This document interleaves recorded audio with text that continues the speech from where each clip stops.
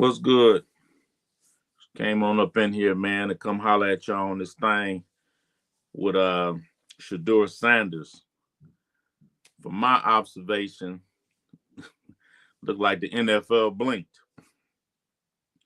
And I'm stating that based on pretty much all that the young kid went through, but I'll be lying if I sat up here and said that I was surprised because I'm not surprised. I'm not surprised at all.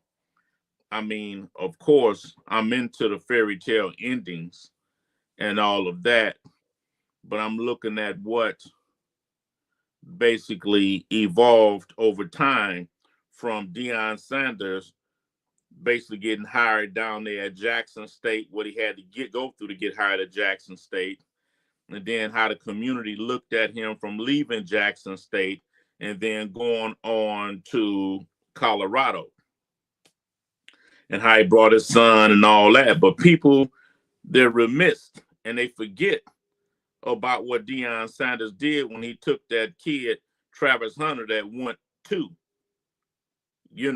from Florida State, I believe. The country was in an uproar about that. They didn't like that. So I pretty much knew that they had something planned for Deion Sanders via his son. Of course, not saying that I wanted that to happen, but I knew it was a high probability that it could happen.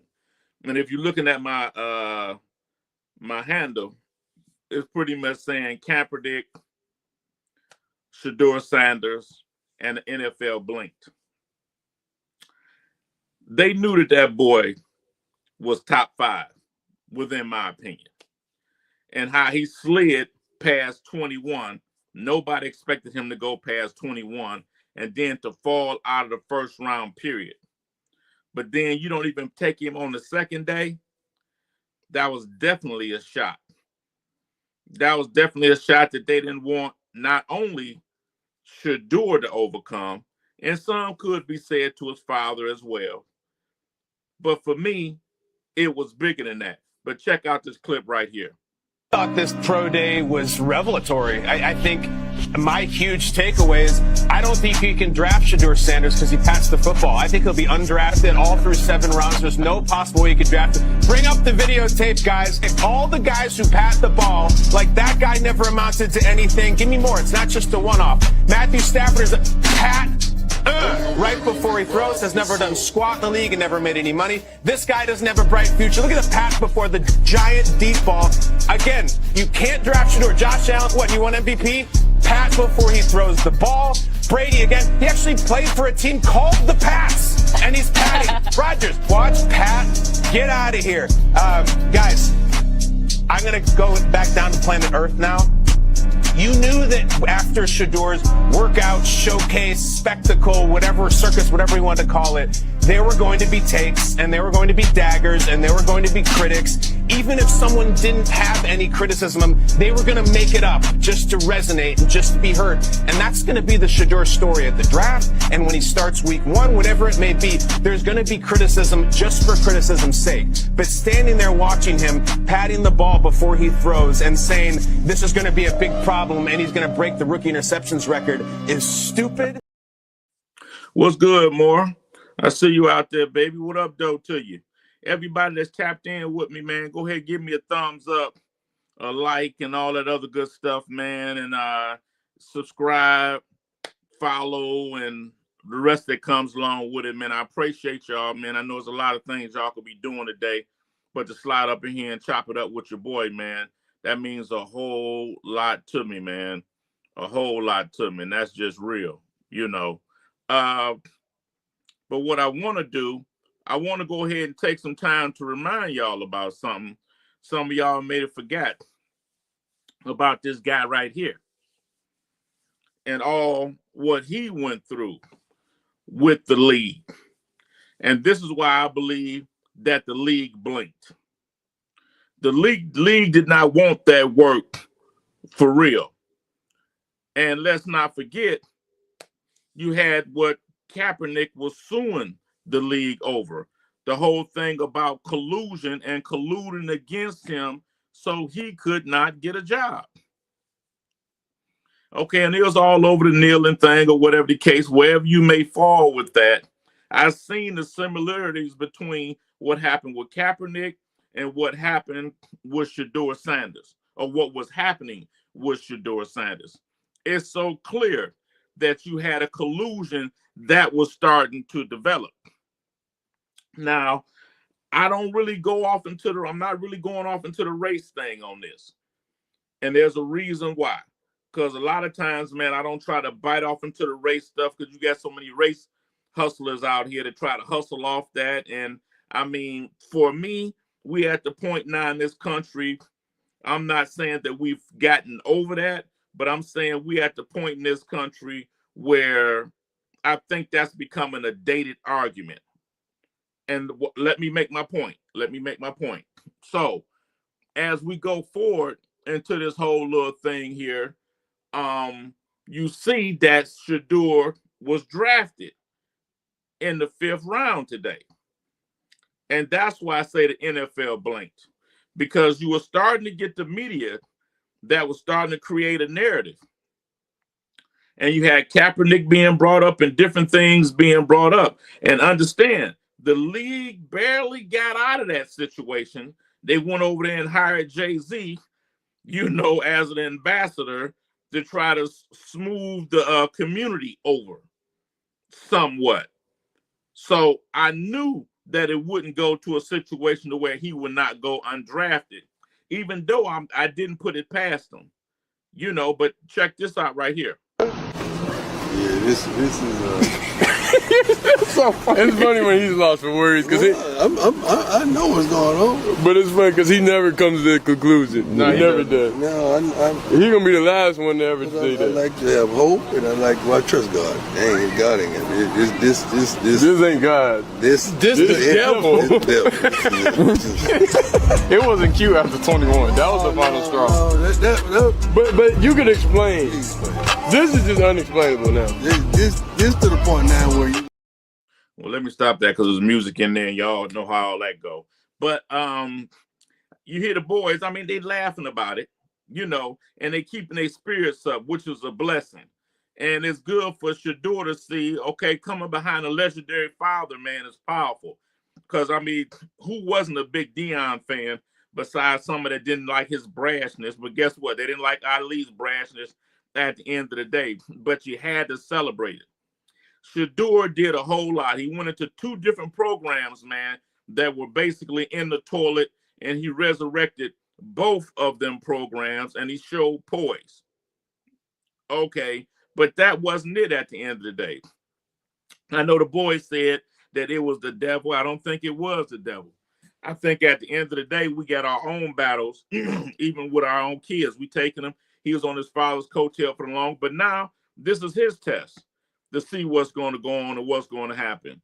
You may mess around like Kaepernick got and get a Nike commercial out of this, because at the end of the day, his daddy's shoes has been released again, that he had, the contract he had when he was with Nike. So Shedeur may get a contract that's somewhat similar to what Kaepernick had in this joint right here. So we got to keep all this in mind. I got my man Moore here that said a little something. Let's see what you got, Moore. Moore say Trump called the NFL owners out. Yeah, BS, and saying, he's sending in those to get all the emails, texts. Oh, okay. Well, there it is right there. I didn't know that happened. But here's the thing. That's crazy, because I seen the Kaepernick situation in it, but I didn't know that Trump sent Doge in, because that's where they got caught up in last time, as I pointed to right here, because he had Stephen A. coming out against Kaepernick and all this, and everybody was thinking, oh, whatever, you didn't try out, and so on and so forth. But then when this case went right here before the court, you seen the NFL gave him a whole lot of money and had him sign a non-disclosure agreement to go away, because they didn't want them Texas and all the stuff that Moore just alluded to come out and show the collusion. Now, this is clear that it was a collusion. Now, what I want to do, I'm going to show you another part of the argument that I disagree with. But I just want y'all to hear it. Check this out. To all my folks out there, right? I just want y'all to know that when you're a black man in America, right, sometimes you get reminders. You know what I mean? As a successful black man in America, I often get reminders. And in the Shedeur Sanders situation, this is just a reminder that you can do everything right in life. You can come from a good family. You could be a good student. You could be a God-fearing kid. You could be a hard worker. You could beat the odds. Your dad could be a Hall of Fame player and you can beat the odds because not too many Hall of Fame players have good kids. So you can beat the odds. You can beat, he ain't his daddy. You can beat all of that growing up. But you still get a reminder that you just a nigga, man. I don't subscribe to that. I'm not saying that Gilly don't have his point, because Gilly goes on to talk about how he was going on into a hotel. He asked for a suite, things of that sort. And the lady told him there was no suites, but another Caucasian gentleman came out, told him he loved the show and all that. And then when they went upstairs, a Caucasian gentleman told him that, hey, this woman lied to you. We're going to go back down and correct that. Okay, so at the end of the day, while some might look at what the lady did and look over what the Caucasian man did at the end of the day, that turned around and went and corrected that, to me, that has to be evaluated inside of the scenario. And from Gilly's experience, okay, I get it. But like I said, you got a lot of race hustlers out here that's hustling off race. They're hustling off the woman's movement. They're hustling off a whole lot of things that at the end of the day does not bring about result for everybody collectively. Now, to me, this is all about commerce. This is all about commerce. This is all about money. That what went on today. Now, let me take you on down through there. Let's just say hypothetically that Travis Hunter goes number 2. Let's say then that Shedeur Sanders goes number 5. Let's say Shedeur Sanders goes number 10. Again, let me remind you, don't forget the big uproar that was all on sports media when Deion Sanders at that small school took Travis Hunter from Florida State. Don't forget when Nick Saban came out and actually stated Deion Sanders' name, saying that he was heavy off in the NIL. There is a fear inside of this country that's with sports. And the fear was with Deion, with his notoriety, and then when he bring the talent in, the rappers and all that, that it's going to pull them top players out of these big schools. Because at the end of the day, look at Michigan. Look at Ohio State. Look at these big schools. The majority of their money in athletics come from football. Football, the money off football basically takes care of all other departments in that school. So that's a huge money maker.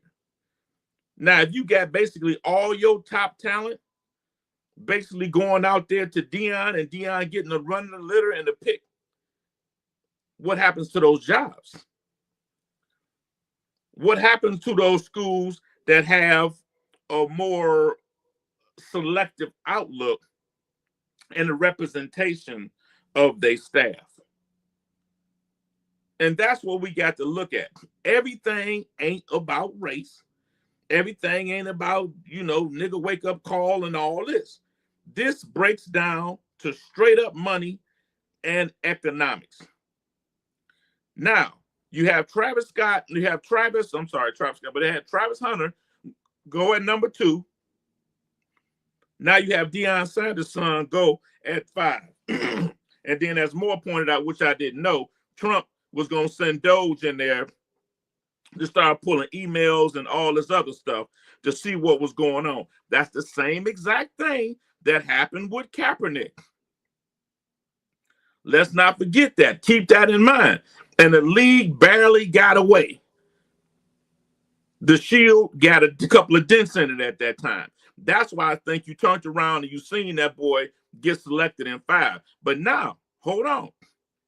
Did you notice not one other Colorado player got selected during that whole run? After Shedeur got selected in 5, then you got a couple of more Colorado players that came off the board. So at the end of the day, these other schools, if you want to go to Colorado, can you say, you sure you want to go there? The league don't like, or nobody likes Deion Sanders. Nobody likes the charade and the things of this sort. Only thing he's going to do, he's going to tank your actual value. And so that's what this is all about. All this is about is to cause doubt in these kids' head because they cannot afford for that man to become successful. Because at the end of the day, let's just be honest, it ain't nothing personal about this. This ain't got nothing to do with race. If I'm going to go to a coach, I'd rather go to a coach that look like my daddy or look like my mama. It ain't nothing personal. It's just a cultural thing. And at the end of the day, that's what I think this was all about. That's what I think it's all about. I got another one from Gilly I'm about to run. That's it. You just a nigga. We sitting here looking at a public execution going on right in front of our eyes. Where it's like, we just got to remind you that you just a nigga. There's no other way to look at it. There's a lot of black analysts on TV, but they got to keep it corporate. They can't say what it is. They got to keep it corporate. I just think this is unbelievable. It's just, no, sometimes as a black man in America, you get reminded that you just a nigga. Don't matter how much work you put in. Don't matter. None of that don't matter. You got to understand.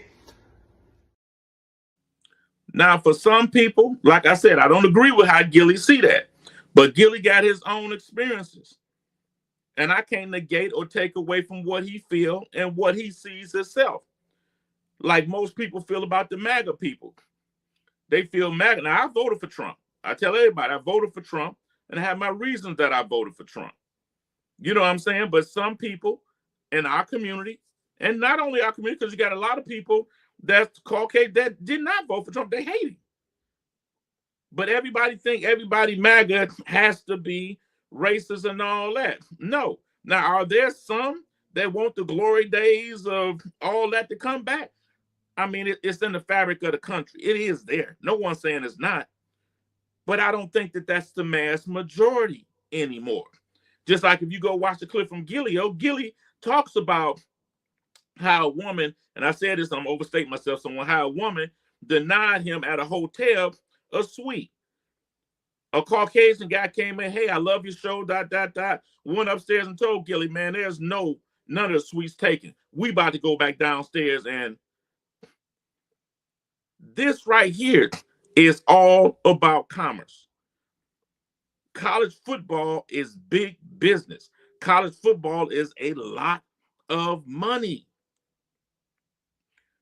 You can't afford for all your top talent to be going to one place because at the end of the day, I think it was like, I can't remember how the years ago when the black players was just starting to integrate college football and all that, and one of the coaches came out and said, well, first they're gonna come in, start with, then they're gonna take the jobs. The coaches are going next. So there's a fear of that. There's a fear of that. And I think that's what we need to look at. And I think even not to go so much on this, but we look at slavery and racism and all that. But racism was a creation. It was created for the purpose of commerce. That's what we have to keep in mind. All this is about commerce. They don't want all them kids going out there to Colorado and not going to these other schools. Because if that started to go like that, Deion Sanders, along with Mike Vick and other folks like that, will be able to run the doggone table. You know what I'm saying? And this right here is the Dion effect. This is the Dion effect. And to me, this was one of them warnings out there that these other schools can point to these kids and tell them, hey, are you sure you want this to happen? Because you may end up losing millions and millions of dollars going there. They can point to this. This giving them a leg up, something that they can try to persuade these kids with. But at the end of the day, like I said, the NFL blinked. And more, like I say, shout out to you again, more if you're still out there, for go ahead and exposing that information, because even Trump mentioned something on this and saying it was a travesty. The NFL didn't need another Kaepernick moment. That's what the hell was going on right here. And that's what we need to pay attention to. Okay, now I want to go ahead and run a couple more things. What we at here? This right here, a lot of the videos are always in with this. But I'm going to show you what's really going on. Hold on a minute. Here we go. I don't think anyone can dispute the fact that African Americans have become a global cultural superpower. Culturally, they're a superpower. Whatever cultural soft power that America has in the global South, it's African American. This is not about race, man. This is not about race, people. This is about money. This is about money. That whole race thing and all that, I'm not saying it's all the way over, because you still have people that's holding on to old ideas.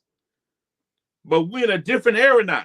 People, you may end up with a black pope. Now, I'm not saying everything gonna change. We ended up with a black president, but you may end up with a black pope. This world is changing. I'm not just speaking about here in the United States. I'm talking about the world is changing. And we have to start to let go of some of these ideas and start to look at the bottom line. Racism was a political construct created in Bacon's rebellions for the purpose of commerce and commerce only. It was over resources. That's what this was about. They could not have a whole group of talented young men going directly to one spot. So it's trying to protect an institution. Now I'm about to run something else. Stick to what I'm saying now. About to run something else. Check this out. How important it is to those who are keeping it intact. And I'm talking now about the West's relationship with Africa, because the West's economic relationship with Africa has not fundamentally changed in over 800 years. This is absolutely stunning. If the drastic and rapid changes that can occur and have occurred within the West over just 1 or 2 decades, if that's breathtaking, well, what about the fact that nothing has changed between the West and Africa in basically a millennium? I mean, the relationship was ruthlessly extractive 800 years ago, and it's ruthlessly extractive now. And you can't help but recognize that keeping things this way simply must not only be important to the West, but literally it must be the most important thing to the West. It's so important to them that they have always maintained this status quo no matter what else changes in the world. Wallahi, they're dedicated to the subjugation and the exploitation of Africa more than they're dedicated to anything else. Everything else is allowed to change except for this. This must never change. And it's not difficult to see why. The relationships around the world between countries have changed multiple times, all the time, over 1,000 years. But the only relationship that has remained the same is between the West and Africa for the purpose, again, economic purposes. And it's not allowed to change because the economic structure for some will change if that does. That's why I played the thing about blacks are a global superpower with soft power. We lead culture, we lead fashion, we lead all these different things. So there's no reason to have to look for an idea of racist stuff. It's not necessary. That ship has sailed, even though some people continue to hold on to it. The fight right now is about commerce. There is an old structure inside of college football, professional football, that don't want certain things to change because the money changes. Within my opinion, that's what this is about. Respectfully. Now, again, this right here is what the NFL did not need again. The NFL blinked, and they allowed that boy to come off the board in fifth.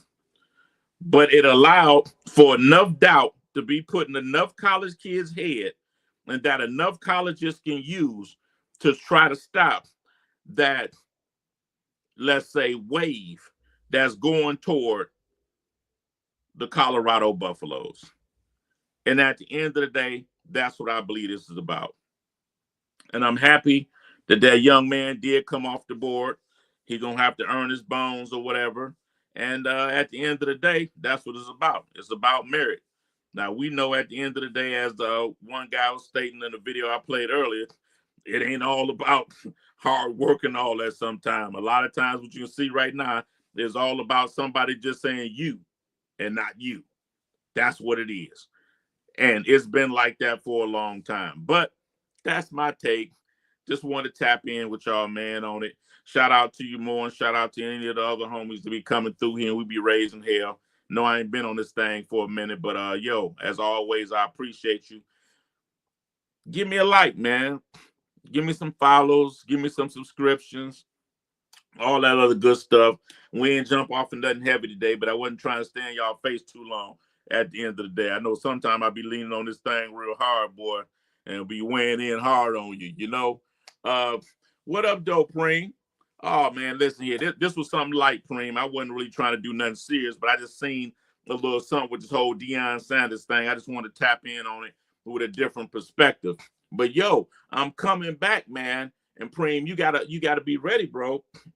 Preem, you got to go get my book, man. You got to go get my book. And this ain't on no hustle man type thing either. It's just on some real gangster type stuff, man. Because this joint right here, I'm changing the cover of it, but it's on audio book right now. You need to check it out, especially you, Preem. And more shit, you too, shit. I mean, and then when y'all grab, man, leave some comments on there for me, man. You know, I mean, some reviews and all that. But yo, we about to go ahead and me and Thought about to come on here, and we're gonna do something about this whole Pope thing and how we thinking that's gonna go down, Preem. So you definitely got to tap in. You definitely got to tap in on that, man, because that's gonna be a real good joint. I'm lining that all up now. I mean, man, we gonna go deep on it. We're gonna go deep. We're gonna go hardcore. We know that ain't a take everybody's taste, but if so, man, we'll love to have y'all. You know what I'm saying? Oh, you do? Okay. That's what's up, man. I appreciate you, Preem. I appreciate you. But I'm definitely gonna be looking for you to tap in when we start hitting on the conversation with that Pope, man, because there's a lot going on with that. Hey, what's shaking more? What we got here? I was saying that's what needed to happen. Okay. Sometimes I be glancing over that thing real fast more, but yeah, that I thought that's what made him straighten up. Okay, that's what's up, more. But you know, more, you always be dropping shit on me that I don't be knowing about anyway. So that's what's up. But yeah, more, they didn't want that. They wasn't about to let that Kaepernick thing happen again, man. They weren't about to let that happen again because they couldn't take that blowback from that. They wouldn't have been able to escape out of there and they ain't got no more black ambassadors they can bring forward. Because right now, shit, Jay-Z barely got away from Busby ass recently. But yo, like I said, man, on my way out here, get out y'all way, man. The league did not want another one of these because the Shield couldn't have survived it, brothers. They could not have survived it. You know. All right, deuces. I'm out of here, brothers.